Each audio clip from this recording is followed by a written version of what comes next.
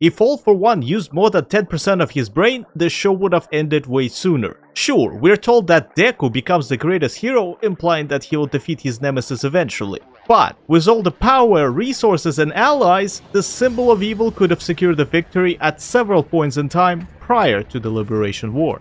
Hello comrade, my name is Mahis. Come, get yourself a beverage and sit down with me. We got a world to destroy.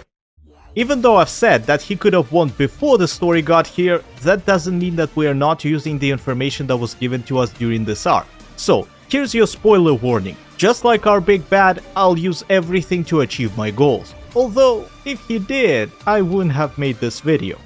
Before we even start plotting, there is one thing that needs to be established. What is a victory in this scenario? We got a bunch of heroes, UA School, All Might, as well as other villains and aging of all things.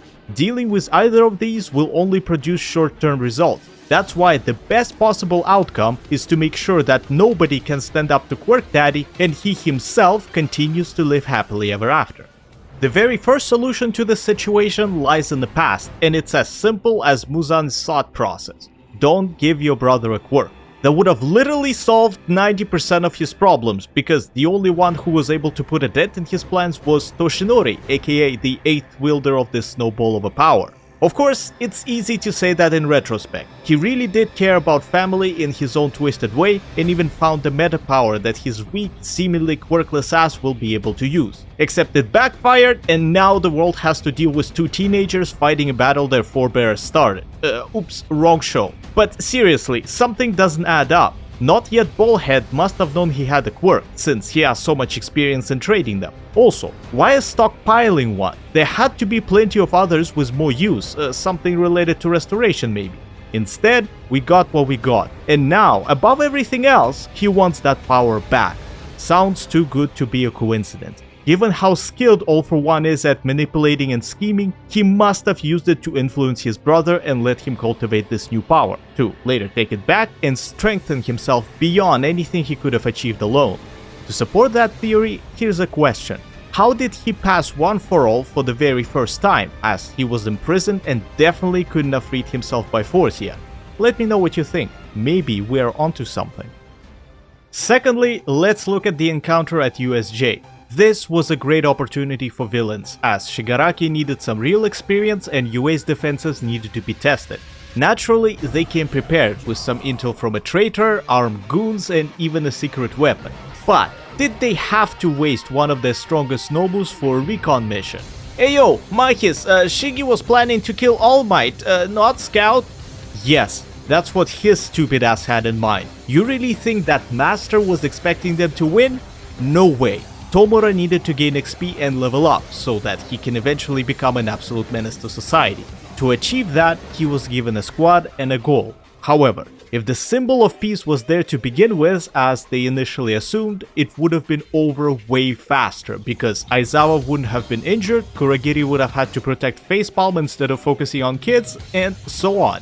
What they should have done is capitalize on everybody's mistakes. All Might came in tired, which wasn't obvious, but given how much trouble he had with Brainbird, you could tell that he's not at his peak. Honestly, this was the perfect moment when the big bad should have warped. Literally nothing would have been able to stop him there, except for the storytelling, which needed him for a more dramatic reveal later. Having said that, this scenario required too many stars to align, so let's look at the original plan. Undoubtedly, All For One noticed that his sworn enemy is getting weaker. He's not performing as many deeds, cause he can't maintain this form. He's teaching now, which means that he's looking for a successor. This dude isn't dumb. It's totally logical to start wearing him down. Send simpler Nomus, get an estimate of his power, as you of all people should be able to evaluate it. And if you see that your suspicions are correct, send in the big guy, and after that come in yourself to claim victory. Alas, it was all about training his disciple by teaching him that he can't just go in and expect everything to go his way. So we'll let it be. Nomus can be made, allies can be gathered, and in general, he can always try another time. Speaking of which, one of the outcomes of that try again thing was the Kamino Nightmare. I am conflicted here, because on one hand, he delivered a devastating blow to the Hero Society by retiring All Might and sending the message. But on the other, did he have to get involved like that? let's take a step back and look at our hand. We know for sure that One for All has been passed and the successor is a green crybaby. We still have a bunch of brain dudes ready, with a million more well on the way, and lastly, the media is doing a fantastic job at making cracks in the Hero Foundation. Oh no, sneak attack, what do we do? The most sensible course of action is to evacuate the league as he did, fuck up a few pros, and dip by employing Johnny.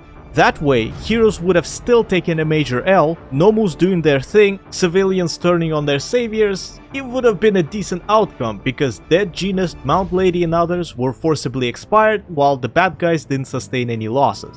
However, this wouldn't have been a victory, and it's precisely why I'm so torn about it. You see, taking out Toshinori is like trading queen for queen in a chess game.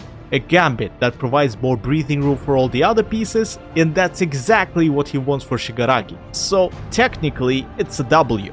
But in order to actually prevail here, we have to redraw the entire master plan and change it into forcing more incidents like USJ.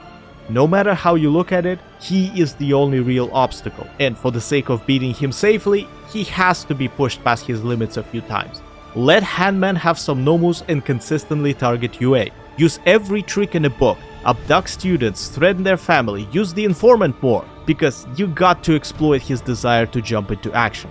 The symbol of peace will put his life on the line, which in turn will shorten his buff form and allow for the opening. Then, come in balls blazing and All Might will be United States of fucked. On the topic of smart plans, why not take a different approach and just throw everything you have at the problem? I'm not kidding, going all out is a reasonable option to avoid asspools, reinforcements and other shit the bad guys have to constantly deal with. Like, how many times do we have to fail by explaining our schemes, taunting and taking our sweet time? No more. All for One had this entire operation going on for decades. He has been collecting quirks, copying them and implanting them into reanimated corpses. Look at how many there are. Sure, they're difficult to make and time is a factor, but you're the one rushing things. Where would these nobles be if the League of Villains never showed their faces? Last time I checked, they didn't help producing them. Quite the opposite actually. Okay, right, indirectly they did help by raising the crime levels, which caused more fighting, more fallen heroes, and most importantly, they helped with testing their combat ability. However, all of that could have been done at home, or at least the later Nomus could have been tested internally so that they could accumulate a critical mass of them and strike. Remember, Hood was barely not able to defeat Endeavor, and the other high-ends required Eraserhead's presence to be slain effectively. Now, imagine if out of nowhere, None for Y'all showed up at UA with a dozen of optimized Nomus and Makia in tow. It would have been GG well played before the other top pros would even get there. The greatest advantage of these brain freaks is their durability. The strategy would be to use his strongest attacks while they strangle, hold or otherwise disable All Might. Yes, it's not going to be that simple, but I assure you, the symbol of peace will become rest in peace pretty quickly. Alright, I've been saving the best for last, because nothing comes close to how perfect this solution is. Get better quirks. Sounds silly, yet he knows about so many fantastic abilities just sitting there waiting to be stolen. Take hardening for example, simple and effective. What about brainwashing or confession? Bullshit. That is all literal garbage in comparison to a quirk that would have changed everything harder than the Fire Nation did. I tell you, even if getting it costs All for One all his money, Nomus, Shiggy and company, it's well worth it, because he should have learned alchemy, overhaul, a long time ago, as it's easily the strongest standalone meta power and there is only one in a million who can stand up to it. Okay, I'm exaggerating a bit, but it does solve every problem he currently has.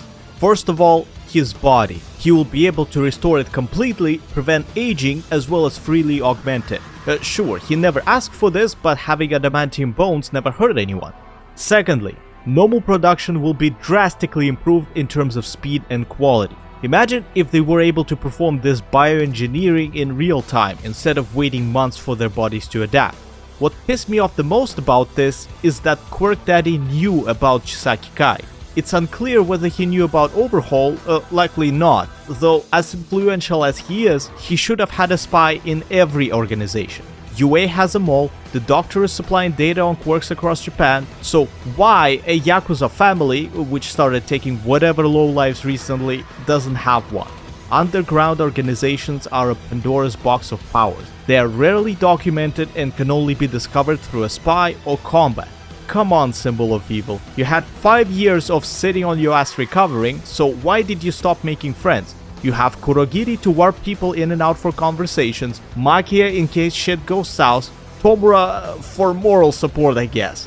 If Redestro could recruit heroes of all people, you should be able to do it too. Damn.